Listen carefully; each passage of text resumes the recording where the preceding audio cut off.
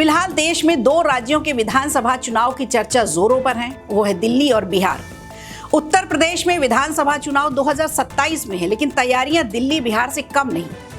2024 के चुनाव के झटके से पूरी उत्तर प्रदेश बीजेपी किसी भी तरह का रिस्क नहीं ले सकती और पहले से ज्यादा ताकत से बीजेपी अपनी रणनीति से विरोधियों को मात देने की तैयारी में जुट गई है। पार्टी सबसे ज्यादा दलित और पिछड़ों पर फोकस कर रही है। बीजेपी अपनी टीम में बूथ से लेकर प्रदेश स्तर तक अलग अलग रूप देकर नई सोशल इंजीनियरिंग के साथ मैदान में उतर रही है, जिसके जरिए सपा के पीडीए यानी पिछड़ा दलित अल्पसंख्यक समीकरण को काउंटर करने की कोशिश होगी। 24 के सियासी झटके से सबक लेते हुए बीजेपी अपने स्वरूप और कार्यप्रणाली में भी बदलाव कर रही है।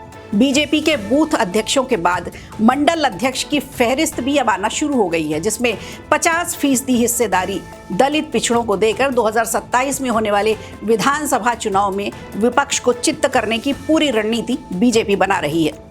बूथ अध्यक्षों के बाद अब मंडल अध्यक्ष बनाने का काम भी 60% लगभग पूरा हो चुका है। मंडल अध्यक्ष की नियुक्ति में भी सभी जाति वर्गों को शामिल किया गया है। क्षेत्र में जिस जाति के लोगों की संख्या ज्यादा है, उस जाति को ही तवज्जो ज्यादा दी जा रही है।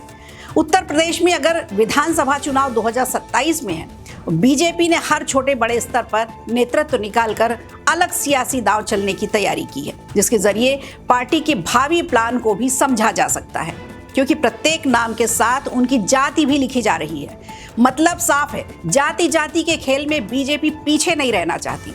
दिलचस्प बात यह है कि एक विधानसभा क्षेत्र में किसी एक जाति से मंडल अध्यक्ष बनाए जाने के बजाय बीजेपी ने अलग अलग जातियों से नियुक्तियां की हैं, जिसकी वजह से हर जाति हर वर्ग के लोग शामिल हो रहे हैं। अंदर खाने से तो खबर यह भी है कि इस बार पार्टी ने 33% महिलाओं को और 50% दलित ओबीसी को भागीदार बनाने का मन बना लिया है, यानी महिलाओं की भागीदारी इस बार अच्छी खासी रहने वाली है। सपा प्रमुख अखिलेश यादव ने जो पीडीए का फॉर्मूला बनाया था, जिससे वो 2024 में हिट लिस्ट में निकले, इसके चलते यूपी की 80 लोकसभा सीटों में से 37 सीटें जीतने में कामयाब भी रहे। बीजेपी मात्र 33 सीटों में सिमट कर रह गई थी और एक बड़ा झटका झेला था, जिसकी वजह से पीएम मोदी का 400 पार वाला नारा अधूरा रह गया और नतीजा ये हुआ कि केंद्र में सहयोगी दलों के सहारे सरकार बनानी पड़ी।